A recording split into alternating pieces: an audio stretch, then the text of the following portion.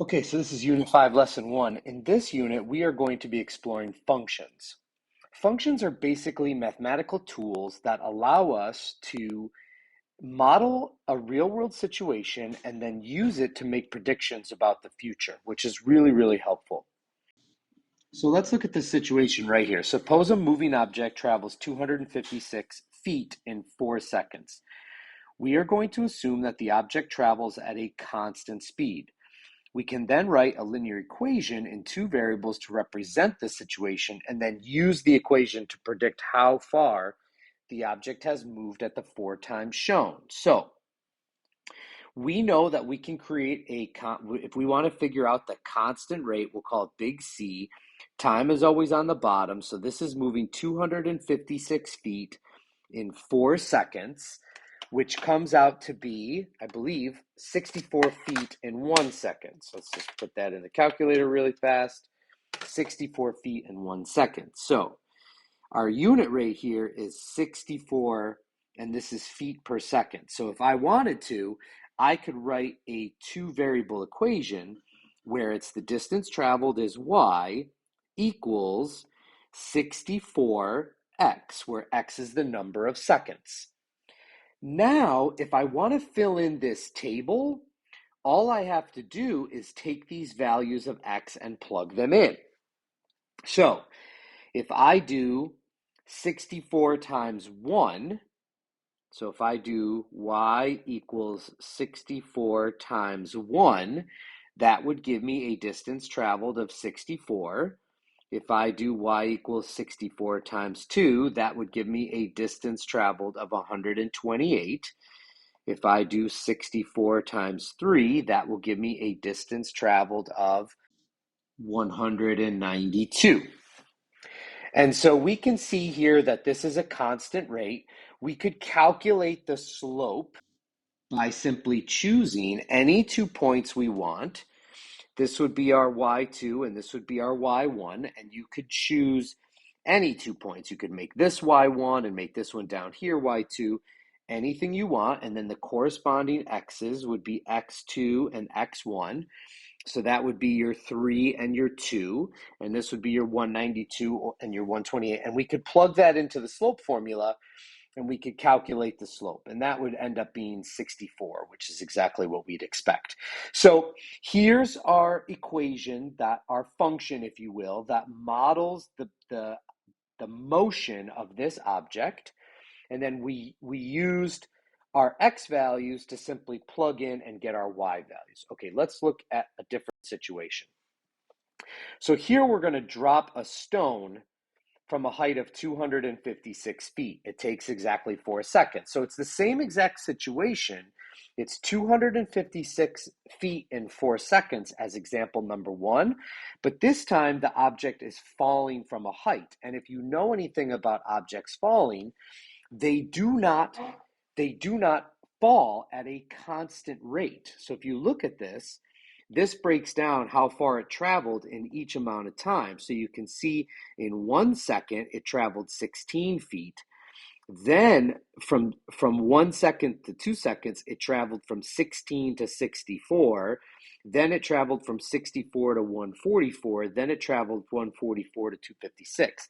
And these distances kind of show you this is not a constant rate. It fell a little bit in 1 second.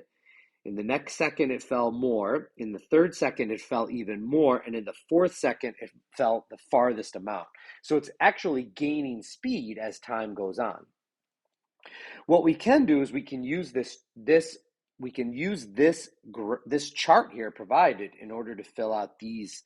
So what we have over here is in 1 second, it fell 16 feet. In 2 seconds, it fell 64 feet. This is the total distance traveled. In the third second, it was 144 feet. And then in the fourth second, it got to the ground at 256 feet. Now, is the stone traveling at a constant speed? No, we can see that it's not, okay? And we know that because, no, the stone is moving faster as time increases. And we can see that from this chart that's provided right here. Okay, so another way to kind of do that is this, if it's not falling at a constant speed, then that means the slope should not be the same. So when we say, what is the average speed of the ball, it should say stone. What is the average speed of the stone from 0 to 3 seconds? What this really is asking you is it's asking you to calculate the slope. Average speed means, what if this was going at a constant speed? They want you to find the slope. So how do we do that? It says from 0 to 3 seconds. So at 0 seconds, this is at 0 feet. At 0 seconds, this is at 0 feet. So that's one of our sort of points. And then our other one is 3 seconds, it's traveled 144 feet. And now we're just going to do the slope formula. So I've got y2, y1. Actually, I'm going to reverse those. I'm going to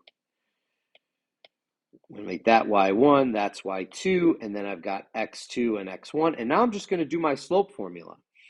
So it's y2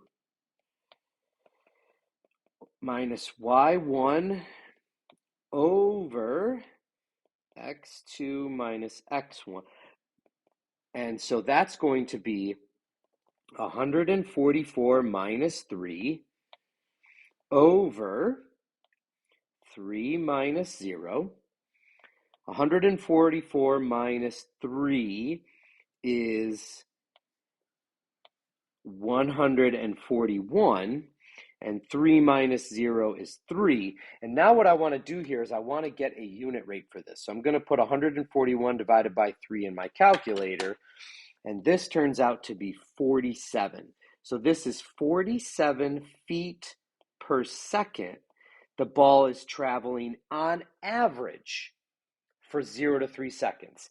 It's not traveling 47 feet for the entire 3 seconds, but on average. So it's maybe slower in the beginning and then it's faster near the end of those 3 seconds, but the average speed is 47.